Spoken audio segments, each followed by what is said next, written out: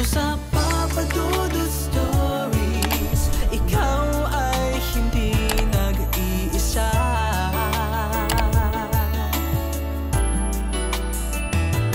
Dito sa Papa Dudut Stories, may nagmamahal sa'yo. Papa Dudut Stories, Papa Dudut Stories. Dear Papa Dudut, sa lahat po ng mga nakatutok ngayon, huwag pong kalimutan mag-like, mag-share at mag-subscribe. Maraming salamat po sa inyong lahat.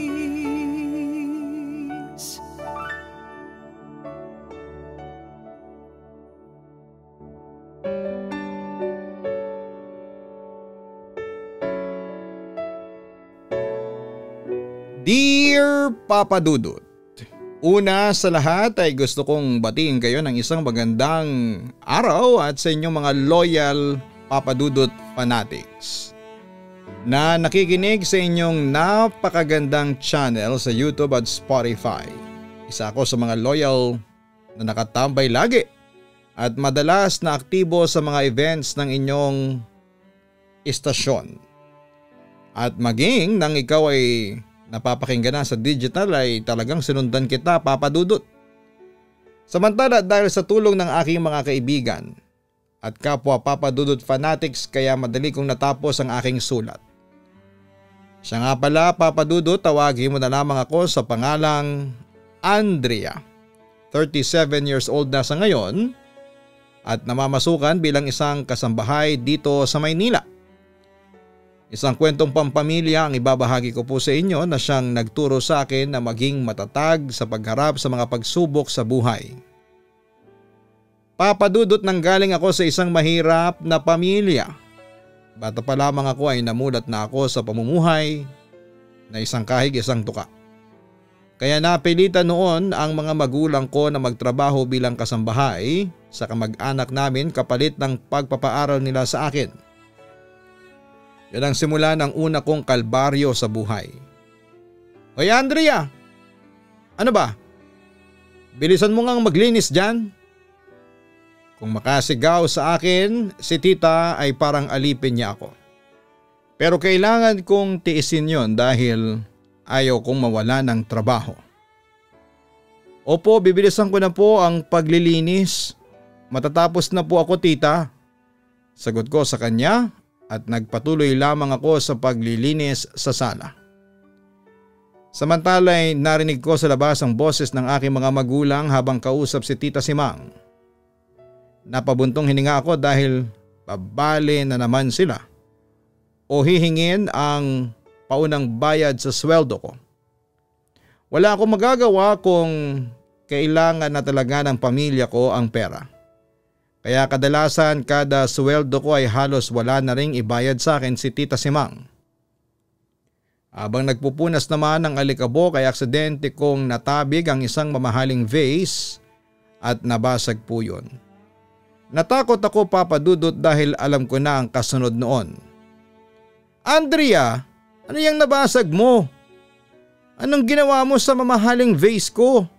Bakit nabasag yan? Sigaw sa akin ni Tita habang palapit sa akin.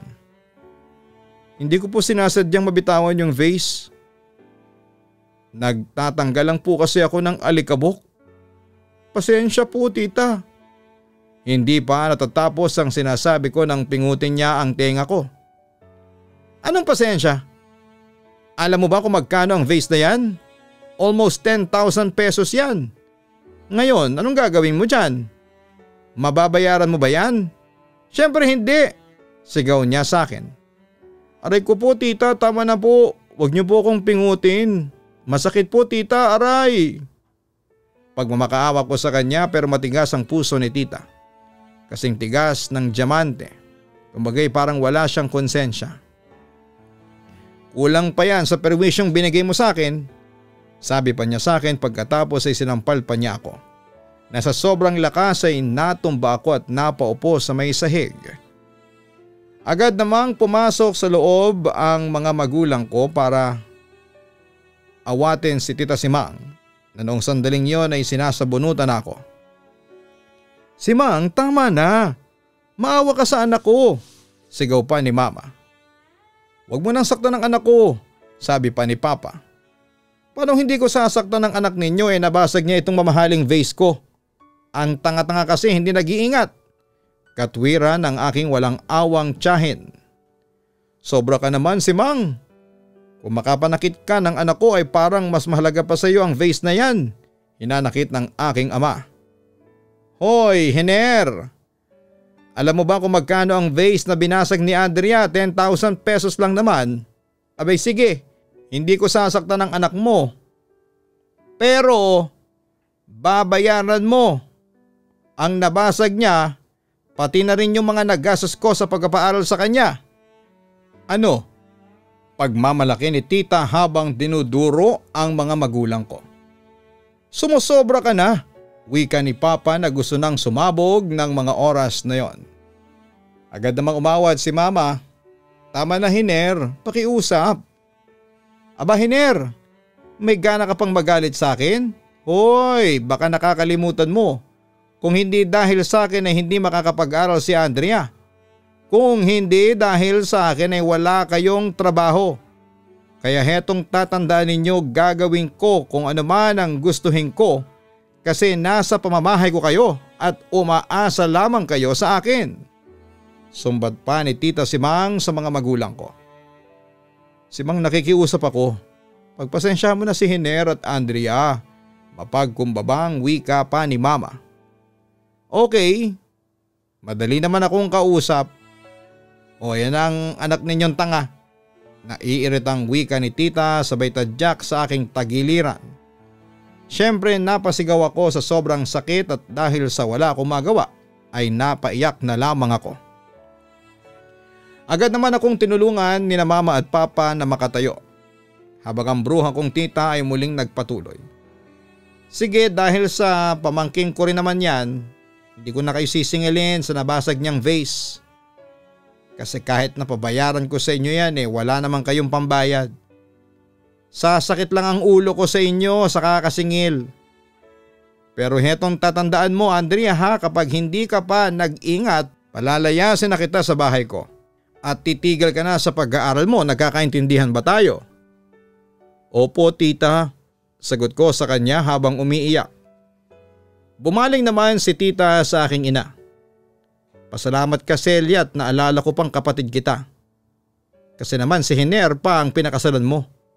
Tingnan mo ngayon, walang may pakain sa inyo ang lalaking yan. Isang kahig isang tuka lang kayo. Hindi ka ba nagsasawa ha Celia?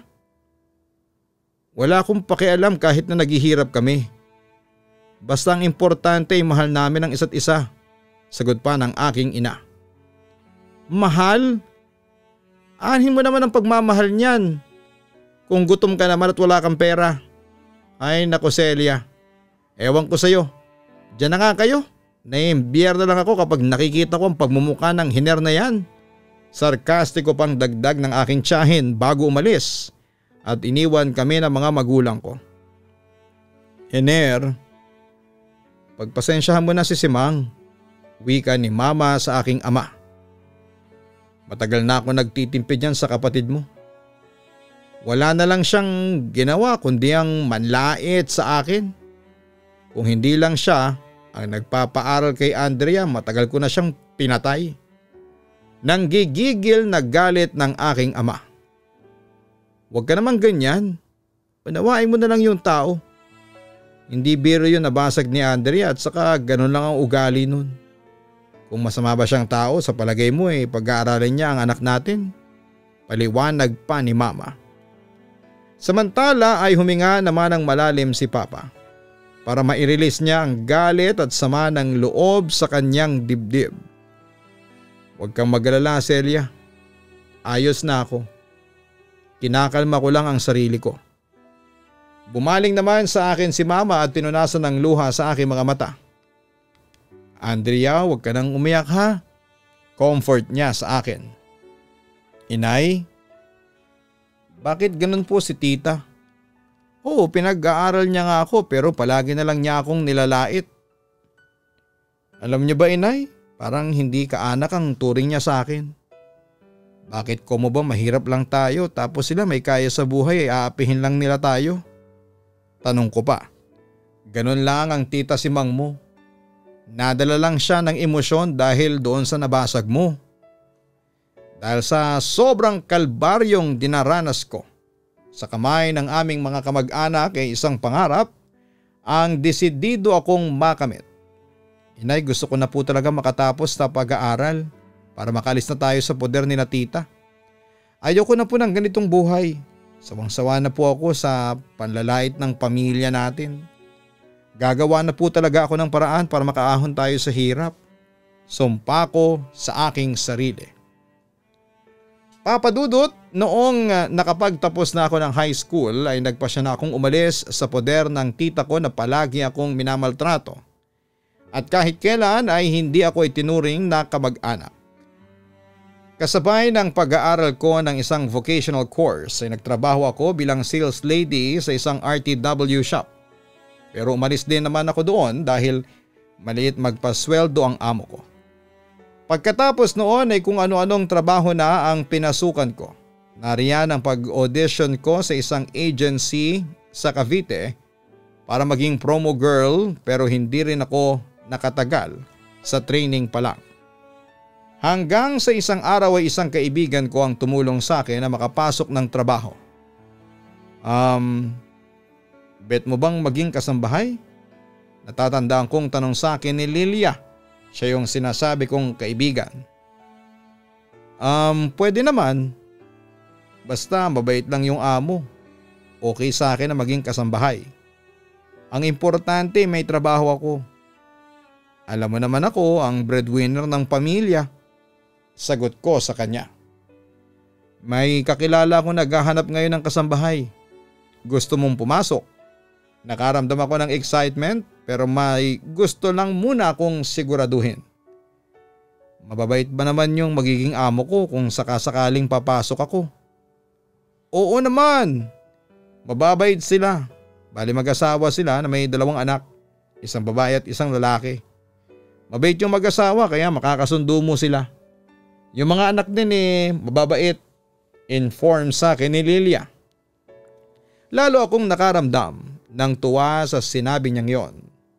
Baka ito na ang sagot sa matagal ko nang hinahanap, Papa Dudut. Talaga?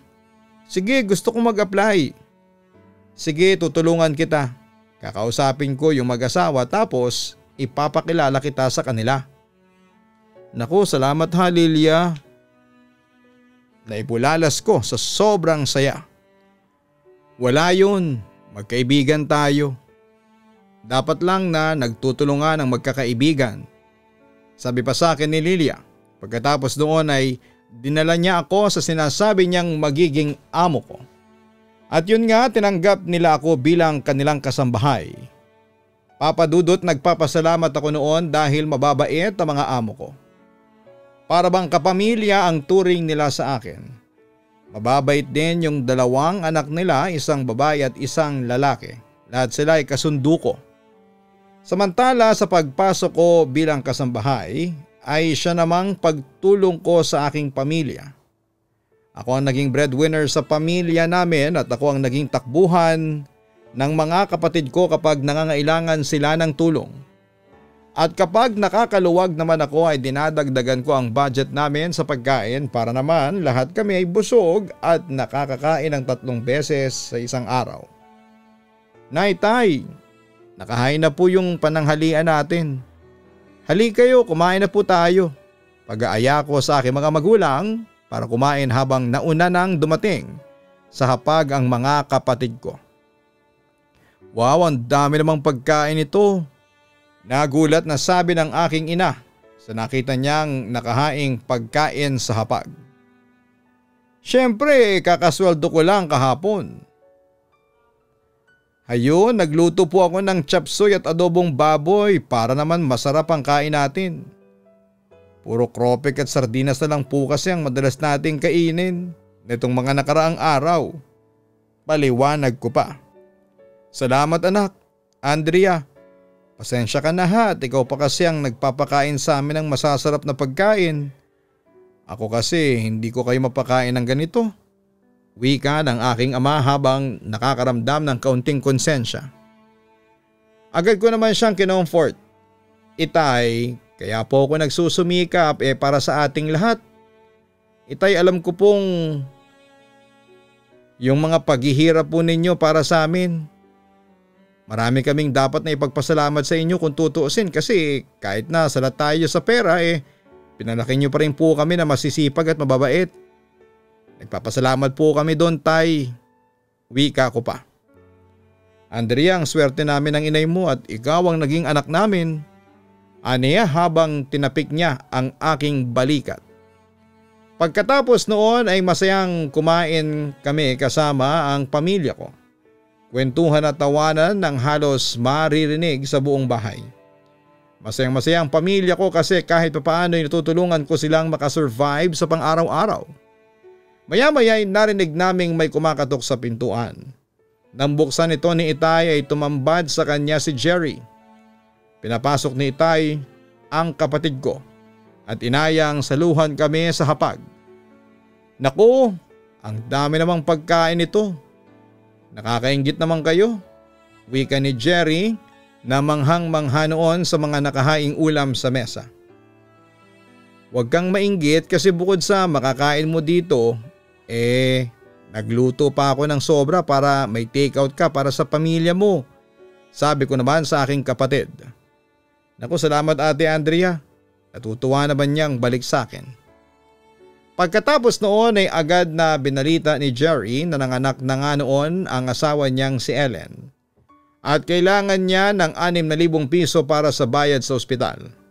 Agad ko namang pinautang siya ng 3,000 at nangakong magbibigay ng panibagong 3,000 kapag nakautang na ako sa aking amo. Paano ka na? Yung gagastusin ninyo ni na inay?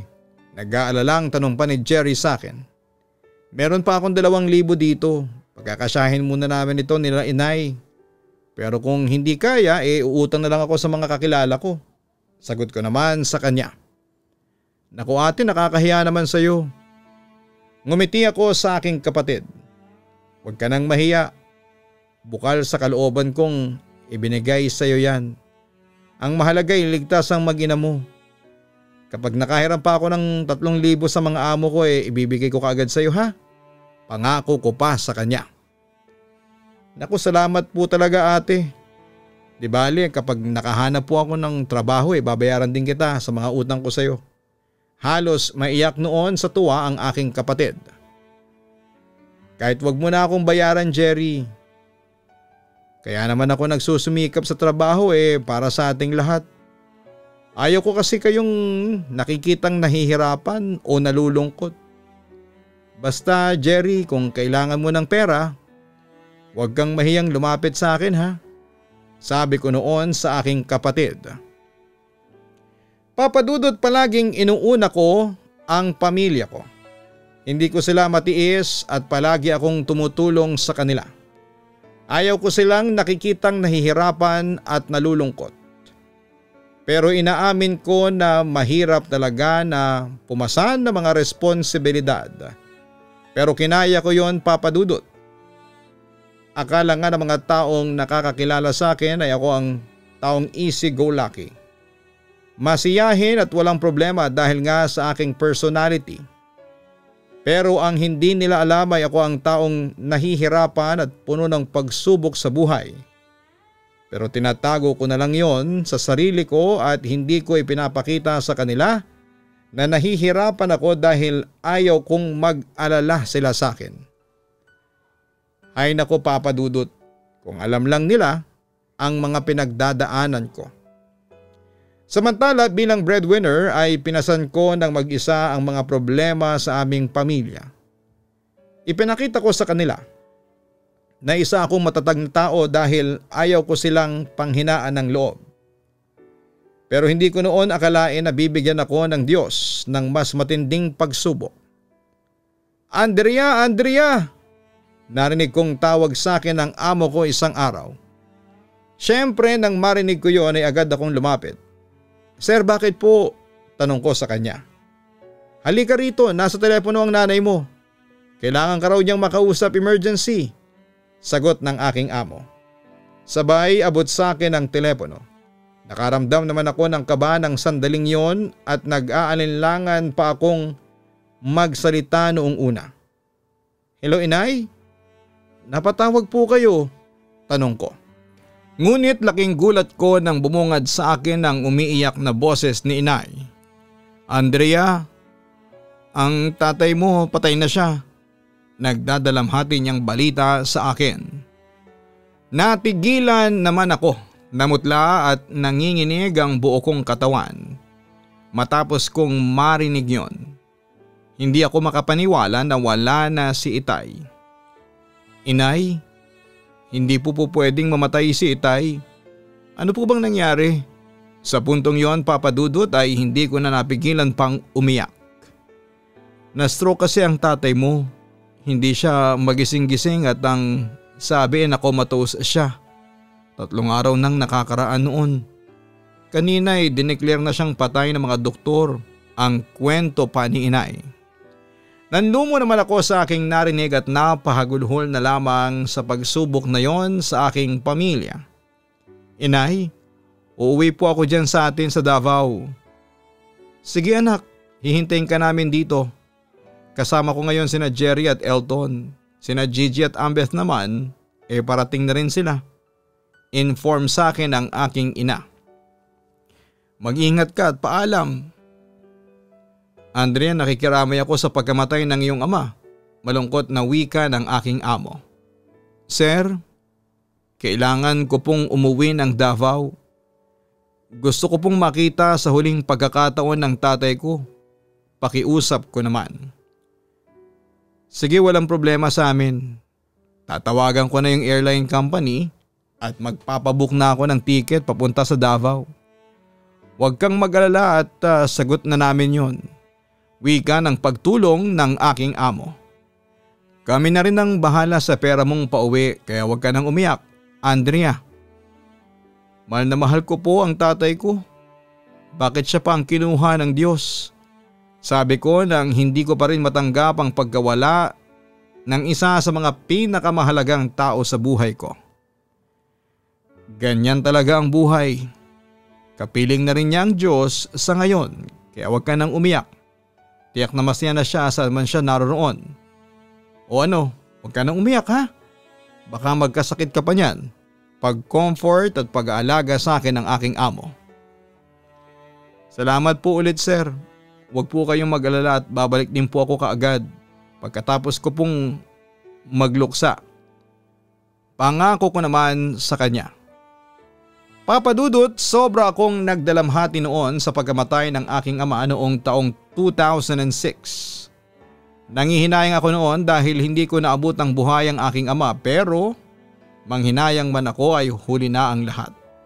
Samantalang lolo ko ang tumayong ama sa pamilya namin nang mamatay si Itay. Pero noong taong 2009 ay hindi ko akalain na pati siya ay kukunin na rin ng Diyos sa amin. Papa Dudut, namatay sa cardiac arrest ang lolo ko. Nang malaman ko yon ay agad akong bumalik ng Davao at doon ay nadatnang ko na lamang ang lolo ko na walang buhay at nahihimlay sa taol. Papa Dudut, wala akong ginawa kundi ang umiyak ng umiyak at minsan ay tinatanong ko si God kung bakit kinuha niya mga 2 taong pinakamahalaga sa buhay ko. Pero sa tulong ng mga kapamilya ko ay nalagpasan ko rin ang pagsubok na yon. Papa Dudut, pagkalibing sa aking lolo ay agad akong bumalik sa Maynila para magtrabaho. Doon ay naging matiwasay naman ang buhay ko at ng pamilya ko. Pero noong 2012 ay isa namang pagsubok ang nakatakdang dumating sa aming pamilya. Bakit ganon? Yung 2 mahalagang tao sa akin kinuha sa akin ng Diyos. Nasabi ko noong minsang nagmumuni-muni ako kasama ng aking kaibigang si Lilia. Palagi ko kasing naaalala yung masasayang memories ng aming pamilya at hindi ko maiwasang malungkot kapag naiisip kong hindi na maibabalik pa yon dahil kulang na kami. Huwag mong questionin ang kagustuhan ng Diyos, Andrea. May dahilan siya kaya niya ginawa yon. Tandaan mo na lang na walang gagawin ng Diyos na makakasama sa iyo at sa pamilya mo. At saka lahat naman tayo darating din doon. Pangaral sa akin ang aking kaibigan. Sumang-ayon naman ako sa kanyang sinabi. Kung sa bagay may punto ka. Pero minsan hindi ko maiwasang magtanong sa kanya kung bakit siya nagbibigay ng ganong pagsubok. Minsan may pagkakataon pa ngang nawawala na ako ng gana sa kanya dahil dun eh. Humingi na rin ako ng tawad sa Diyos sa mga nagawa ko sa kanya noon. Basta pagsubok lang yan. O tingnan mo, na-survive mo rin yung mga ibinigay niya sa iyo. At least naging matatag ka. Sabi niya sa akin. Nagbuntong hininga naman ako pagkatapos.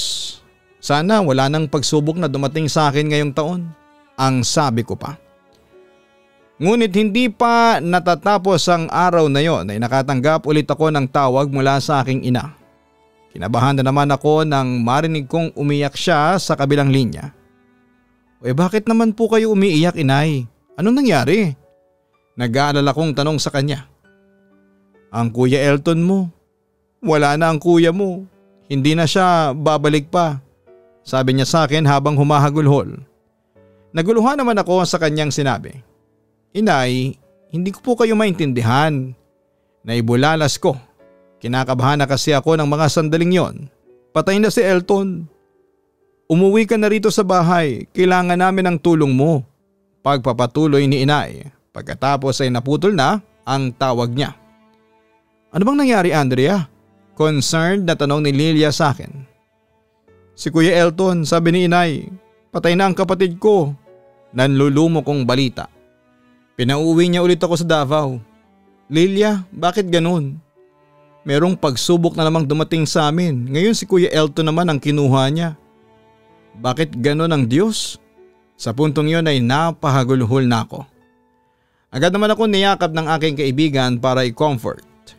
Andrea, huwag ka nang umiyak. Tahan na. Huwag kang mawala ng pag-asa at pananampalataya sa Panginoon. Malalampasan mo rin yan. Payo pa niya sa akin. Papadudot pagkatapos noon ay wala na naman akong ginawa kundi ang mag-iiyak.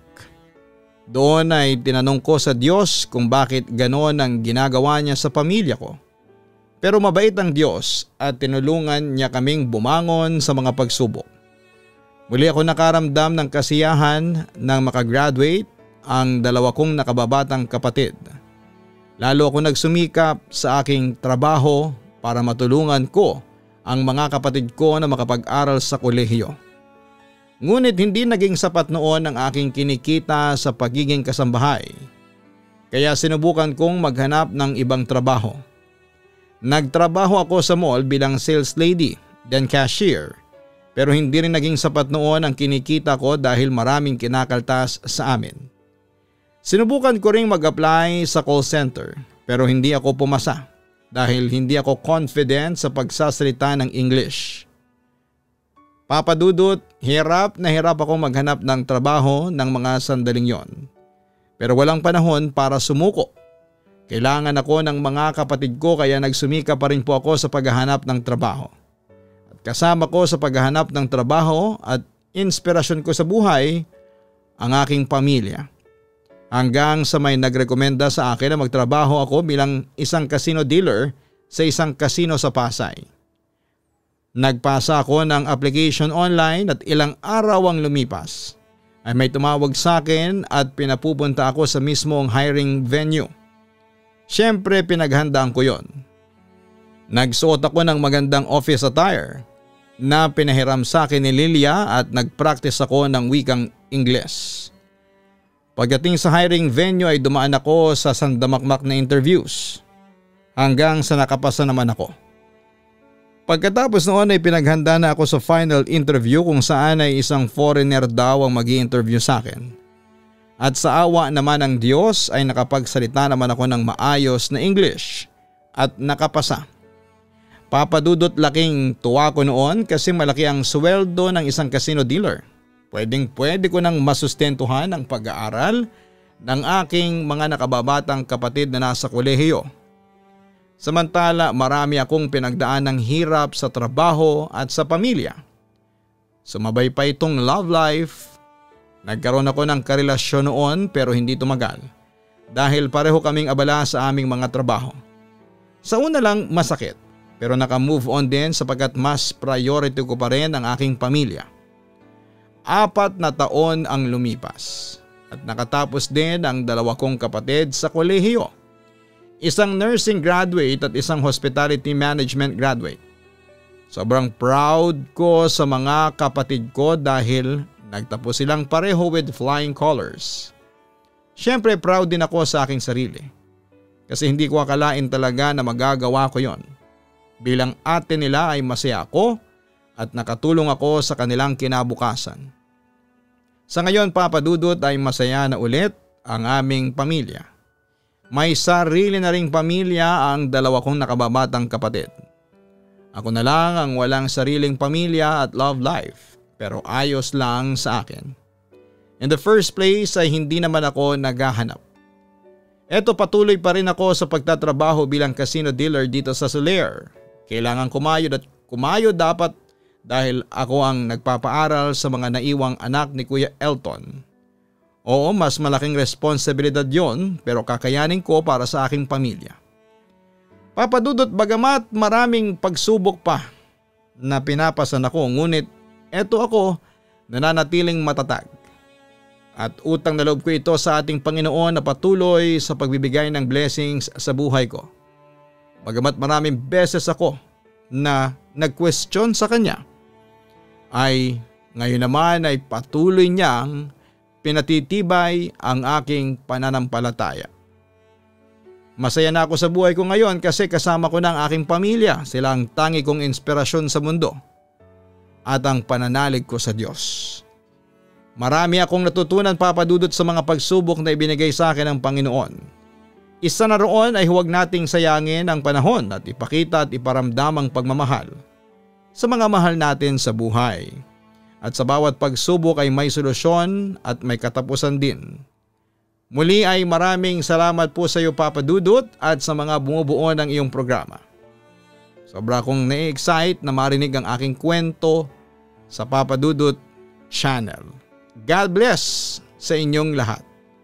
Lubos na nagpapasalamat, Andrea. God bless din sa iyo Andrea at masaya kami na nabasa ang iyong totoong kwento na punong-puno ng aral. Kahanga-hanga ang mga taong katulad mo na inuuna palagi ang pamilya kesa sa sarili. Kahanga-hanga ka kasi napagtagumpayan mo ang iyong misyon na tulungan ang pamilya mo lalo na ang mga kapatid mo para maabot nila ang kanilang mga pangarap. Kahanga-hanga ka kasi kahit na anong unos ang dumating sa iyong buhay ay nanatili kang matatag. At kahit na may mga pagkakataong parang mawawalan ka na ng pananampalataya sa Diyos, pero sa huli ay ikaw ay nagdesisyon na huwag bumitaw sa Panginoon at inalay mo sa Kanya ang iyong tagumpay. Isa ka sa mga taong dapat natularan dahil sa iyong selfless love at ang kaligayahan ng iyong pamilya ay kaligayahan mo rin. Andrea, pinatunayan mo sa amin na isa ka talagang breadwinner ng pamilya at ipagpatuloy mo lamang yan. Dahil darating din ang araw na gagantimpalaan ka rin ng ating Panginoon sa iyong mga kabutihan. Hanapin ang Kaistorya YouTube channel at mag-subscribe. Ganon din sa Papa Dudut Family YouTube channel. Maraming salamat po sa mga bago naming subscribers. At suportahan din ang Papa Dudut Stories on Spotify.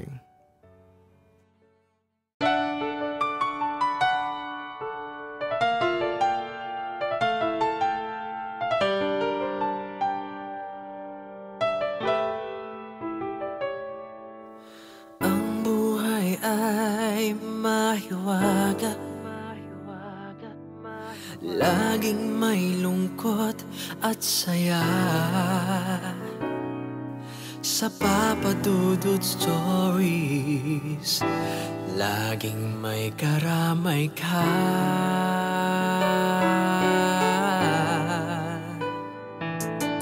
Mga problemang ay bigat, dito ay pakikinggan ka. Sa Papa Dudut Stories, kami ay iyong kasama. Dito sa Papa Dudut Stories, ikaw ay hindi nag-iisa.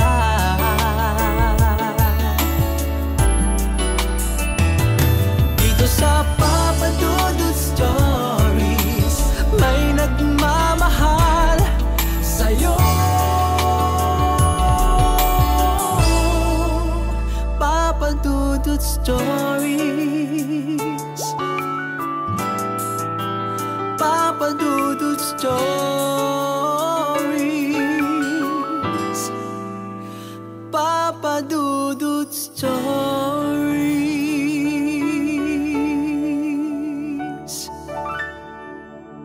Dito sa